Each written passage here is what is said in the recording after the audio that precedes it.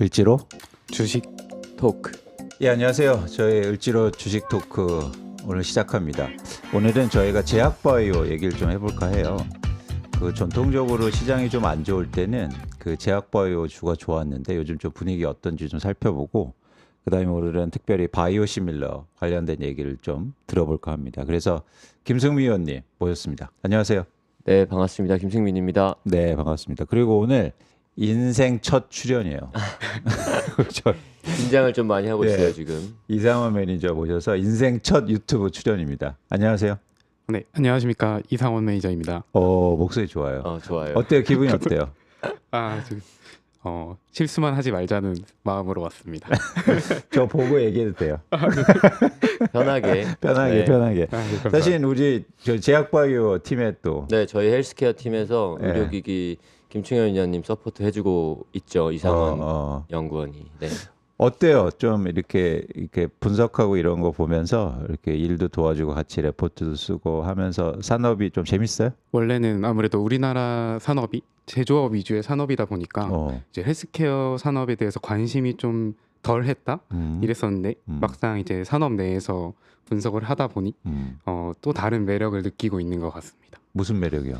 구체적으로 예를 들면 제가 속해 있는 이제 일을 하고 있는 의료기기 산업의 경우에는 뭔가 제조업과 이제 헬스케어의 성격이 모두 있다 이런 맞아요. 매력이 좀 있는 것 같습니다. 오, 좋네요. 특히 의료기기 관련된가 좀 그런 게 네, 있죠. 맞습니다. 김승현 의원님, 제가 아까도 말씀드렸는데 네. 좀 그렇잖아요. 그러니까 맞아요. 과거에도 보면 시장이 좀 안 좋을 때 제약바이오가 좀 시장에 좀 활력소가 되고 네. 그리고 주가도 좋았던 경험인데 최근에는 좀 아닌 것 같은 느낌이에요. 뭐가 네. 좀 달라진 게 있나요? 매크로 환경이 많이 바뀐 것 같고요. 그게 이제 조달 환경 자체가 많이 바뀌어서 네.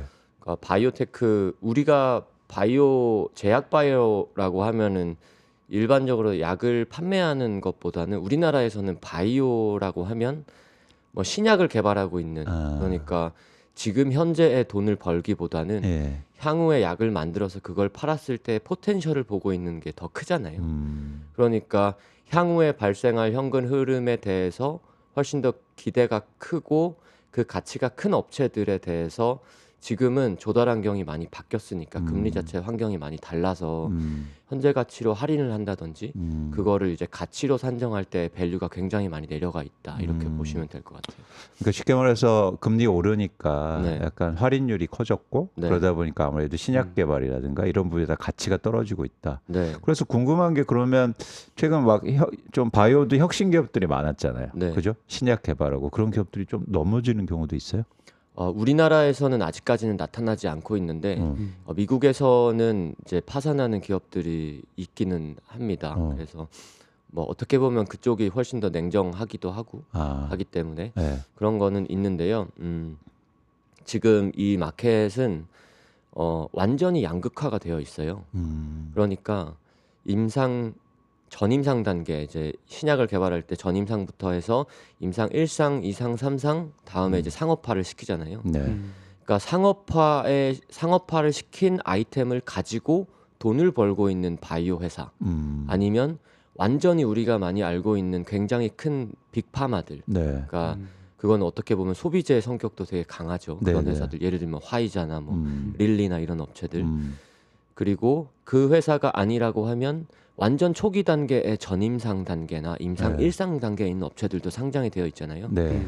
그래서 초기 단계에서 개발하고 있는 업체들의 주가는 거의 뭐 90% 빠진 경우도 있고 뭐 70% 이렇게 허다하고요. 반면에 지금 임상 빅파마들. 3상이나 빅파마들은 지금 신고가 레벨이고 네, 그리고 그 중간에 있는 신약도 개발하면서 상업화 아이템을 가지고 있는 이런 업체들은 주가가 별로 안 빠졌어요. 고점 대비. 그 업체들은 뭐 어저께도 지금 화이자라는 업체가 그 시애틀 제네틱스 지금은 시젠이라는 업체인데 ADC를 만드는 회사를 43 빌리언 달러에 인수를 했거든요. 굉장히 큰 규모. 45조 원이 넘어가는 규모죠. 그 회사는 상업 아이템을 가지고 있고 기술도 가지고 있는 회사죠. 그 회사를 이렇게 되게 안 좋은 환경에 사게 된 거고 그리고 또 사노피라는 회사가 또 프로벤션 바이오라는 회사에 그 회사를 또 인수를 했는데 네. 프리미엄을 265%를 주고 샀어요. 오. 그러니까 그 회사 주주들은 눈을 떴는데 주가가 265%가 올라 있는 거예요. 근데 그 회사도 보면 초기 단계에 이런 아이템을 가지고 있는 게 아니라 최근에 FDA의 허가를 받은 아이템을 가지고 있는 업체예요. 그러니까 이렇게 양극화가 되게 심하게 나타나고 있어요. 그러니까 이게 아까 말씀하신 것처럼 핵심이 그러니까 금리가 올라가니까 상대적으로 그렇게 초기에 출발하는 회사들이 어려우니까 네, 그 단계를 넘은 회사들은 훨씬 더 가치가 인정받을 수 있는 거죠. 맞습니다. 그러니까 차이점이 확 나니까. 네, 그럴 것 그 같은데. 인수를 하는 파마의 제약사의 입장에서도 리스크를 지기 싫은 거죠. 그런 측면에서 저는 오늘 이야기가 좀 의미가 있어 보여요. 왜냐하면 바이오시밀러 얘기를 할 건데, 네, 그러니까 두 가지 측면에서 좀 의미가 있어 보여요. 바이오시밀러가 저희가 뭐 이야기하겠지만 기본적으로 복제약이잖아요. 네, 근데 복제약이 나오면 아무래도 가격이 떨어질 거 아닙니까? 네. 그러면 전체적으로 우리 그런 물가 뭐 이런 데도 도움이 되지 않을까? 그렇죠. 이런 생각도 좀 들었고 맞아요. 두 번째는 뭐냐면 아까처럼 막 새로 신약 개발하고 이런 부분에 대해서 좀 위축되면 상대적으로 이렇게 복제 분야가 훨씬 더 클 수 있지 않을까? 그런 생각도 그럴 수 드는데 있죠. 그래서 오늘 좀 주제가 저는 재미있을 것 같습니다. 이상호 매니저님, 이 바이오시밀러의 시밀러는 뭐예요, 영어로? 정말 말 그대로 비슷하다의 시밀러죠. 아, 그래요? 그 네. 시밀러? 네, 아, 맞습니다. 그러면 이해하기 쉽네. 바이오하고 비슷하다. 네, 그런 뜻이에요? 네, 맞아요. 어. 그게 이제 의약품은 그 화학식 구조로 되어 있는 뭐 말하자면 뚝뚝 찍어서 만들 수 있는 예. 케미컬 드럭이 있고 네. 그리고 생물 유래로 만드는 바이오 의약품 이렇게 두 개로 나눌 수가 있잖아요. 네.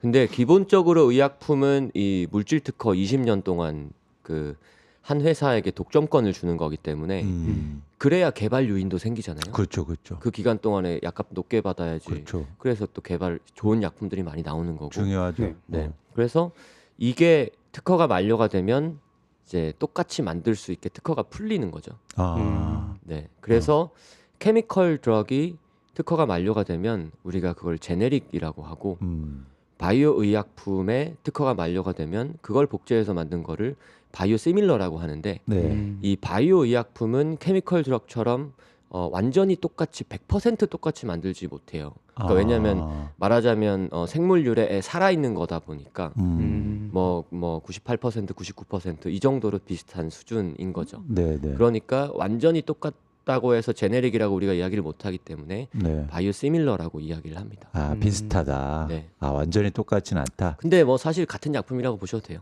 그러면 효과도 똑같은 겁니까? 네. 어때요? 효과도 완전히? 같아요. 네. 오. 그래서 바이오 시밀러를 개발할 때는 임상 1상과 임상 3상만 하면 돼요. 아. 네, 단계가 훨씬 더 줄어들죠. 그러면은 그 바이오시밀러 하기에는 어때요? 좀 이렇게 뭐랄까 어려워요? 쉽게 말하면. 그거를 할 수 있는 그러니까 뭐 만들 수 있는 바이오 리액터를 가지고 있고 그리고 임상 1상과 임상 3상을 할 수 있는 개발 능력, 임상 3상에서도 이제 동등성을 입증을 해야 되니까 네. 그런 개발 능력 정도 있으면은 만들 수 있죠. 그래서 바이오 시밀러를 개발하는 게 그렇게 신약만큼 어렵지는 않아요. 네. 그런데 뭐 제네릭처럼 그렇게 쉬운 건 아니고요. 왜냐하면 생산하는데도 그 적정 굉장히 싸게 생산하면 더 좋잖아요. 네, 그런 것도 어렵기 때문에 신약만큼 개발하는 게 어렵진 않지만 제네릭보다는 어려운 분야 뭐 이렇게 보시면 되죠. 그러니까 아까도 말씀드렸듯이 바이오 어쨌든 시밀러가 가격을 낮추는 그게 네. 경쟁력이 되게 큰 거고 그렇기 때문에 산업은 커질 수 있는 거고 네, 또 계속 어떤 바이오 제품들은 만기가 또 오니까 네 맞아요. 그러니까 그런 부분에 대해서 산업은 계속 클 수 있고 의미가 네. 좀 있어 보여요. 지금 한 1980년대쯤부터 해서 바이오 의약품들이 본격적으로 등장을 했는데 네. 그게 이제 특허가 만료가 되기 시작한 거거든요. 그리고 이게 국가마다 특허도 되게 다른데 우리가 많이 아는 미국 시장이 의약품으로 굉장히 큰 시장인 게 특허 보호가 되게 잘 돼 있는 시장이거든요. 네. 그래서 바이오테크 산업도 되게 큰 거고 그 시장은 2014년 5년쯤부터 이제 바이오 시밀러가 풀리기 시작한 거예요. 그러니까 이제 개화된 지는 뭐 유럽 같은 경우에는 2009년 정도부터 풀리긴 했지만 미국은 이제 본격적으로 막 그 시밀러 산업이 커지기 시작을 한 거죠. 좋습니다. 그 다음 질문은 이상원 매니저 거예요. 지금 현재 이제 바이오 시밀러 산업이 어떤 상황에 있는지가 네. 궁금합니다. 이게 사실 저희는 좀 객관적으로 말씀을 드려야 되잖아요. 네. 그래서 바이오 시밀러에 대한 저는 뭐 제가 봤을 때는 팬덤 이런 것도 있었다라고 생각을 해요. 근데 좀 객관적으로 생각해야 되는 거는 일단 의약품 시장에서는 메인 마켓은 오리지널 드럭이에요. 그렇죠. 네, 왜냐하면 약값 자체를 굉장히 높게 받을 수가 있기 때문에 그래서 신약을 개발하고 신약을 판매하고 있는 거에 대해서 주식 마켓에서 밸류를 훨씬 더 많이 줘야 되는 게 맞아요. 왜냐하면 시밀러는 그만큼의 약값을 받지 못하기 네, 때문에 네, 그리고 시밀러나 이제 복제약은 우리만 할 수 있는 게 아니잖아요. 네. 다른 업체들도 진입을 할 수가 있잖아요. 그렇죠. 그래서 시밀러 산업은 일단 초기에 진입하는 게 중요하고 퍼스트 무버로서 진입해서 그 마켓을 선점해 가지는 게 중요하고 네. 그래서 이런 시밀러 플레이어들의 매출액 그런 현황을 보면 한 출시 한 3년 차, 4년 차까지는 매출액이 좀 빠르게 증가를 해요. 네. 침투가 그만큼 빨리 나타나는 거고. 네. 그런 다음에 후속으로 진입하는 업체들도 있잖아요. 예를 네. 들면 뭐 중국 업체도 들어올 수도 있을 테고 아니면 글로벌 시밀러 플레이어도 또 들어올 수 있고 인도 업체들도 들어올 수 있고 이렇다 보니까 경쟁이 결국에는 생겨요. 경쟁이 생기다 보면 가격은 계속 깎이게 돼요. 그렇네요. 그러니까 시밀러 산업의 현재까지의 지금 뭐 미국 마켓이 14년 네, 그쯤부터 열렸었고 유럽도 한 2000년대 후반 정도에 열렸었던 그런 것들을 보면 바이오시밀러를 출시한 이후에 3년, 4년까지는 이 약품에 대해서 매출액이 빨리 올라오다가 그 이후부터는 정체가 되거나 꺾여요. 그러니까 이렇게 그게 이제 가격 인하 효과가 더 크기 때문이에요. 그러니까 이거는 이 업체들은 이렇게 딱 좋죠. 그러면은 오리지널 업체도 가격도 되게 내려가니까 안 좋을 테고 시밀러 업체들도 결국에 이 다른 경쟁 제품들이 많이 들어오니까 깎이잖아요. 그러면은 여기서 더 좋은 애들은 누구야? 그게 환자가 좋은 거예요. 아, 그렇네요. 그렇네요. 네. 결국에 시밀러가 등장하면서 가장 좋은 거는 환자가 되게 좋아요. 그렇네요. 네, 약값이 떨어지니까. 근데 여기서 이제 말씀하신 게 되게 중요해 보이는데 시간의 처음일 때는 쓰는 환자가 증가하겠죠. 네. 근데 환자의 모수가 증가하진 않잖아요. 그러니까 아픈 사람이 그 약 때문에 네. 증가하진 않잖아요. 맞아요. 그렇기 때문에 피가 떨어지면 네. 사실은 회사들의 전체적으로 피 곱하기 Q인 네. 매출이라든가 수익성이 떨어질 수 있는 거죠. 맞습니다. 그러니까 싼 약이 생기면 환자도 늘어나면 제약업자 입장에서 좋은데 그게 안 될 거잖아요. 네네. 그렇죠. 그런 포인트도 맞는데 환자가 증가하는 효과도 있긴 해요. 왜냐하면 가격이 떨어지면서 접근할 수 있는 환자가 늘어나게 되니까. 근데 그러니까 한계가 있단 말이죠. 네, 맞아요. 한계가 있죠. 그러니까 환자는 원래 있고 네. 사용하는 사람이 증가하는 거지. 네. 이 환자 전체가 증가해야 되는데 네. 예를 들어서 이런 거죠. 그 일반적으로 이런 제품들이 가격이 떨어지면 새로 쓰는 사람들이 생긴단 말이에요. 그렇기 때문에 가격 인하 효과가 다른 제품들에는 Q 증가로 이어질 수 있어요. 네. 근데 제약은 P가 떨어진다고 그래서 새로 쓰는 사람들은 없단 말이죠. 맞습니다. 그런 것 같아요. 그게 특히나 제가 봤을 때는 선진국 마켓이 그래요. 왜냐하면 선진국 마켓은 이미 좋은 약들을 많이 쓰고 있는 좋은 약들에서 보험 커버를 많이 해주고 있는 상황이기 때문에 이게 가격이 떨어진다고 해서 환자가 이제 말하자면 저소득층이 이렇게 딱 올라오는 게 그렇게 효과가 크진 않은 거죠. 그런데 뭐 중국이나 이런 것을 보면 중국은 P가 이렇게 딱 떨어지면 Q가 엄청 늘어요.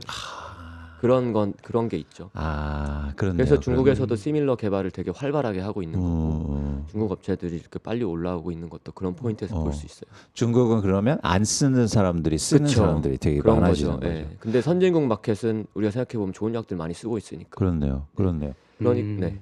그래서 이 다음 질문이 되게 중요한 것 같아요. 그죠? 네, 그런 것 같습니다. 이제 경쟁도 치열하고 이제 Q도 엄청 증가하지 않는 상황에서 이제 바이오 시밀러 기업 입장에서는 이제 세계적으로 가장 잘 팔리는 약을 이제 시밀러로 만드는 게 좋을 것 같은데 네. 혹시 그 세계에서 가장 잘 팔리는 약이 뭘까요? 뭐예요? 네, 궁금하기도 해요. 다 개인적으로. 짜고 얘기하는 거죠. 네, 휴미라라는 약품인데요. 휴미라. 요거 이제 전에 시밀러 산업 제가 이렇게 가격도 계속 초기에 침투가 빨리 나타나지만 가격이 이렇게 깎이게 된다. 그러니까 시밀러 업체들에서 실적을 계속 성장하기 위해서 중요한 포인트는 신제품을 출시하는 거겠죠, 당연히. 그렇죠. 네, 그러니까 요건 제가 어떻게 말씀드리냐면 그 자동차 업체, 물론 전기차 이런 게 아니라 우리가 예전에 봤었던 자동차 업체들에서 네. 신차 효과 같은 거라고 봐요. 네, 새로운 라인업을 계속 이제 애드를 시키는 거죠. 기존에 있던 것들은 좀 빠지지만 새로운 것들 계속 애드 시키면서 그렇죠. 올라가는 그런 거라고 보고 있는데, 그러니까 당연히 이번에 특허가 만료가 되면서 풀리는 약품은 뭐가 있어? 요게 지금 시밀러 마켓에서 되게 중요한 포인트들이고, 진짜 중요하네요. 그래서 지금 뭐 많이들 아시는 뭐 저기 레미케이드 아니면 뭐 항암제로 많이 쓰이는 허셉틴, 아바스틴, 리툭산 이런 것들이 많이 특허가 만료가 됐고, 그게 이제 시밀러들이 많이 출시가 돼서 오리지널 약품도 계속 깎이고 있고 시밀러들의 침투가 많이 나타나고 있어요. 근데 그 시밀러들도 이제 출시가 된 지 한 3, 4년이 되면서 좀 정체가 나타나고 있는데, 그러니까 여기서 신제품은 뭐야? 이게 이제 우리가 고민을 해야 되는 포인트인데, 그 신제품이 큰 거야. 네, 뭐 근데 어때? 그 신제품이 이제 23년에 올해 지금 풀리고 있는 게 미국의 휴미라 마켓이에요. 미국의 휴미라라는 오리지널이 시밀러가 23년도부터 미국 시장에 지금 출시가 됩니다. 올해부터요? 네, 올해부터. 시밀러가? 네. 그러면 이 휴미라는 뭐에 쓰이는 거예요? 자가 면역 질환이라는 병에 쓰이는데요. 예. 자가 면역 질환은 원래 우리 몸이 이제 내 거와 내 거 아닌 거를 구분을 하잖아요. 그래서 면역 세포가 몸에 있을 거 아니에요. 면역 세포가. 그래서 뭐 코로나 같은 것도 보면 코로나 들어오면 항체가 코로나 이제 바이러스에 바인딩해가지고 그거를 죽이면 우리는 이제 또 건강해지고 이러는 건데, 내 거가 아닌, 것들이 들어오면 싸우잖아요. 그게 항원 항체 반응이거든요. 그러니까 항원은 뭐 병원균으로 인식해가지고 항체가 거기에 이제 공격을 하는 건데, 원래 우리 몸에 있는 세포인데 내 건데 내 거를 내가 아닌 걸로 생각해서 공격하는 질환이에요. 그런 질환이 있어요? 네, 그런 질환을 자가 면역 질환이라고 하고 이제 오토이뮨이라고 하거든요. 면역 질환인데 거기 대표적인 병들이 자가 면역 질환 안에서 이제 류마티스 관절염, 그리고 건선성 관절염, 네, 강직성 척추염, 크론병, 궤양성 대장염, 아토피, 탈모도 그렇고요. 루푸스병 이런 것들 되게 많죠. 와, 되게 광범위. 엄청 광범위하죠. 그래서 이 휴미라라는 약품이 2002년도에 출시가 되었어요. 엄청 오래된 약품이죠. 이제 TNF 알파라는 그 타겟에 바인딩해서 그거를 억제시키는 기전의 약품인데, 그러니까 그 면역 반응을 억제시키는 거죠. 그래서 그 약이 2002년도에 출시가 돼가지고 연간 최대 매출액이 22년도에 22 빌리언 달러 정도 팔린 약품이에요. 와, 그러면 뭐 우리로 한 22조, 23조 23조 원이 뭐 넘는 거네요. 원이 엄청나네요. 그러니까 전 세계에서 한 해, 와. 전 세계에서 여태까지 가장 많은 매출액을 올린 의약품은 휴미라예요. 와. 근데 그 휴미라가 유럽에서 이제 미국 제외한 국가에서, 제가 말씀드렸다시피 미국은 특허 보호가 되게 세기 때문에 다른 국가보다 특허가 가장 마지막에 풀리거든요. 이제 일반적으로. 그래서 그 2016년인가 7년인가 더 빨리 유럽 시장에서는 특허가 만료가 돼서 휴미라 시밀러가 팔리고 있는 상황이고요.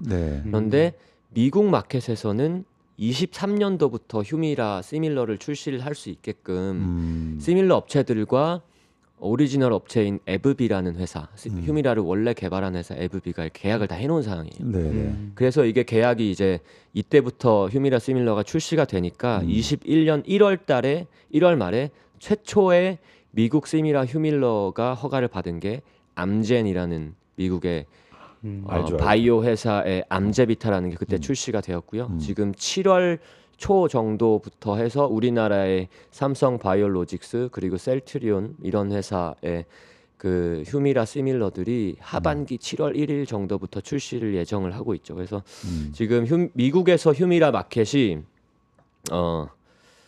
186억 달러예요. 현재요? 예, 어, 지금 미국 작년에 미국 시장만. 오. 그러니까 21 210억 달러 중 210억, 220억 달러 중에 186억 달러가 미국에서 나온 거예요. 대부분 미국. 네. 미국 사람들이 자가 면역이 좀 안 좋나 본 건가? 마켓도 크고요. 약값이 일단 미국이 더 비싸기 때문에 미국 마켓이 훨씬 더 컸었던 거죠. 그러면 이제 본격적으로 미국 시장이 열리니까 시장 규모가 되게 커지는 그런 상황이고, 네. 그 실밀러 회사 입장에서는 진짜 큰 시장이 이렇게 열리는 거네요. 네. 그런데 제가 또 말씀드리고 싶은 거는 미국의 186억 달러 원화로 치면 20조 원이 되는 그 마켓이 열리는데 네. 시밀러 업체들이 그러면은 나눠 가질 거가 향후에 20조 원일 건가? 그건 아니라는 거죠.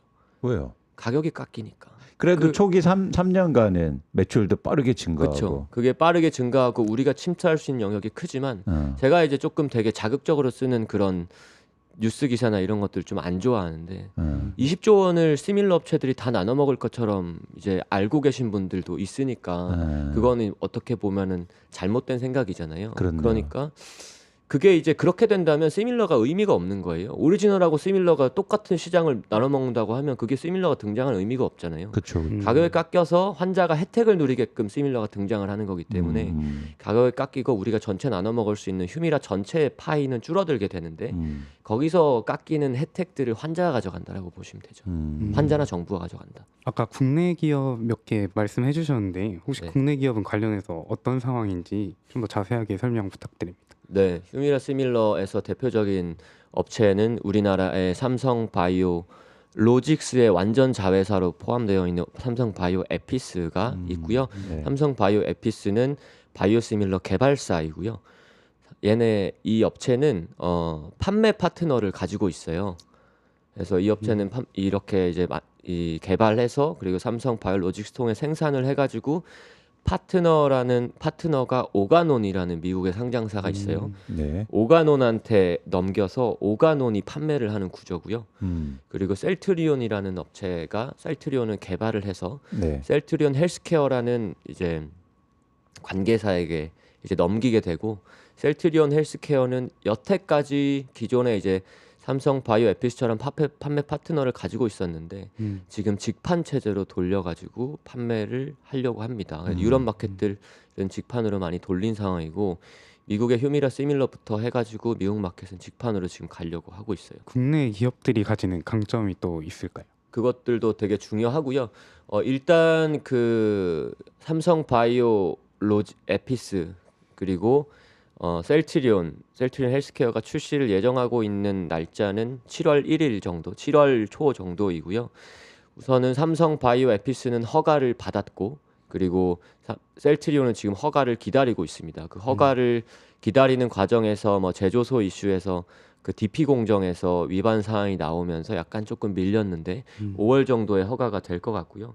그 국내 업체들의 경쟁력이라고 하면 오리지널 휴미라와 굉장히 비슷한가 이런 것들인데 오리지널 휴미라가 기존의 그 미국의 특허를 23년까지 쭉 계속 끌고 왔었던 포인트들이 있었는데 그게 휴미라가 계속 이제 휴미라라는 그 약품 안에서도 계속 뭐 말하자면 그 레벨업을 계속 했어요.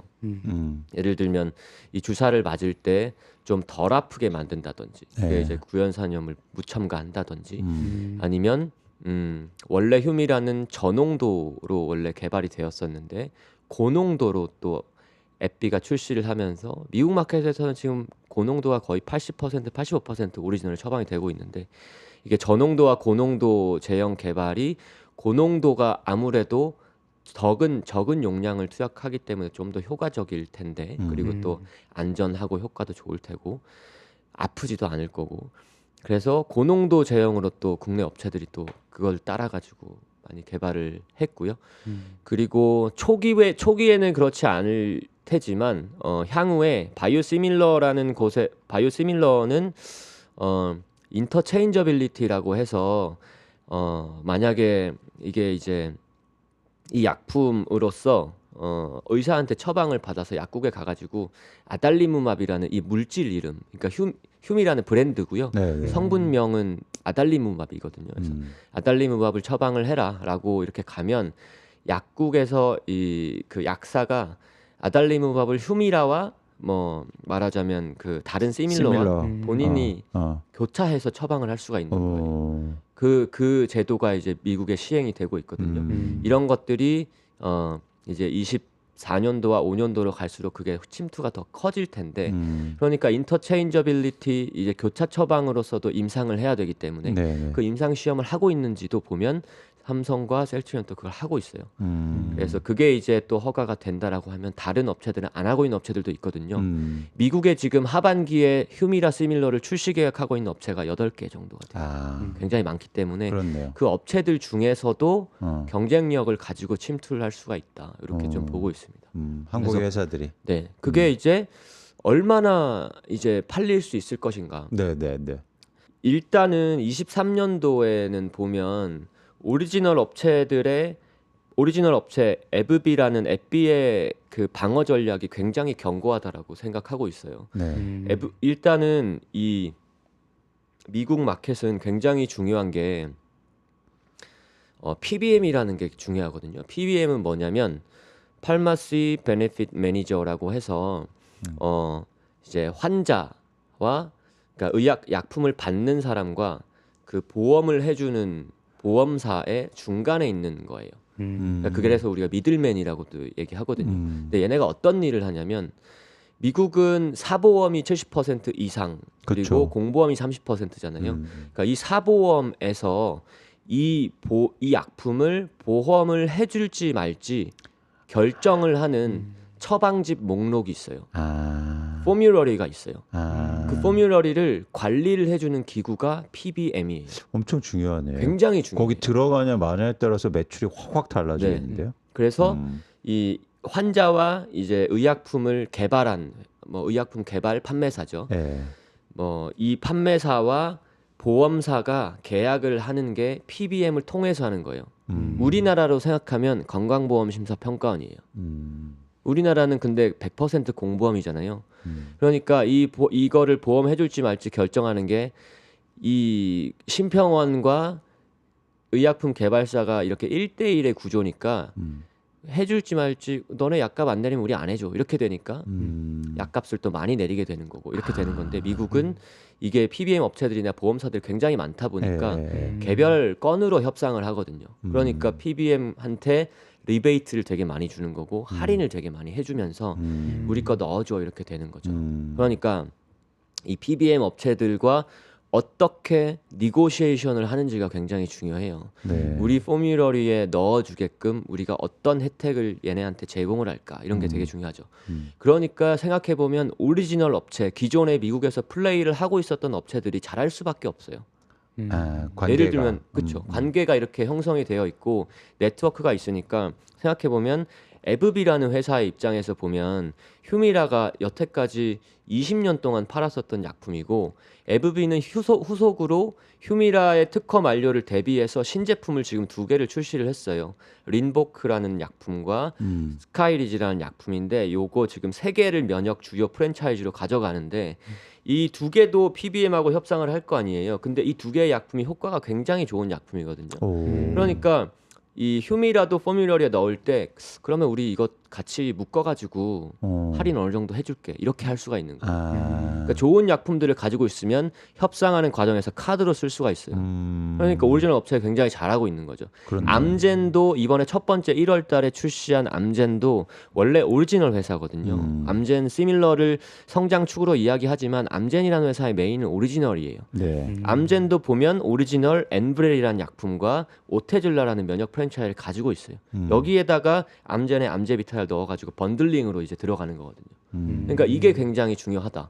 그 오리지널 업체가 굉장히 잘할 수 있게 많이 이제 견고하게 만들어 놓은 상황이기 때문에 그래서 이 PBM에 등재된 커버리지가 앱비가 지난 4분기 컨퍼런스 콜에서 이야기했었던 거는 PBM 커버리지 90%를 달성을 했다라고 이야기해요. 그러니까 23년도에는 굉장히 견고하게 오리지널 벽을 쳐놨다. 그래서 에브비라는 회사가 전망하고 있기로 이 미국 휴미라 매출액이 22년도 대비해서 23년도에 마이너스 37%의 감소를 예상한다라고 하거든요. 그거를 우리가 생각해 보면 아까 이제 22년도에 186억 달러라 그랬나요? 네. 그 수준에서 37% 이제 매출액이 감소된다라고 우리가 딱 알 수가 있는 거죠. 그 숫자가 나오잖아요. 근데 그 가정이 가격을 30% 수준을 깎는 거예요. 할인을 그만큼 해주는 거거든요. 그러면 우리가 생각하면 아까 이제 수석님이 말씀해 주셨던 것처럼 환자 수가 고정이 되지 않는다라고 하면 그 피가 깎이는 거는 10% 수준이에요. 그 10% 수준의 시밀러 업체들이 들어갈 수가 있다. 이렇게 보고 있고 그렇게 보면 만약에 그 휴미라의 30% 수준 감소된 거와 비슷한 가격으로 시밀러들을 그 피를 곱해가지고 우리가 예상해 보면 첫 해에 뭐 1.3 빌리언 달러 정도 일 테고 그리고 만약에 거기서 한 30% 수준을 더 깎는다라고 시밀러가 경쟁력을 만약에 가격으로 가야 된다라고 아마 가격일 텐데 가격으로 가야 된다 그러면 휴미라보다 더 깎아야 될 텐데 그거 30%보다 만약에 30-40%더 깎는다라고 하면 한 10억 달러 그렇죠. 한 0.9 빌리언 이 정도. 그래서 그렇게 볼 수 있을 것 같다. 근데 암젠이라는 회사도 지금 가장 1월 달에 먼저 출시를 했잖아요. 근데 암젠이라는 회사의 미국 시장에 지금 형성되어 있는 컨센서스가 암젠도 PBM 커버리지를 달성하고 있거든요. 그 업체가 한 6억 달러 정도예요. 그러니까 첫 해 23년도에 휴미라 시밀러가 우리가 예상할 수 있는 그 나머지 하반기 출시 예정을 하고 있는 업체들이 가져갈 수 있는 매출액은 한 3천억 원에서 6천억 원 정도 되지 않을까?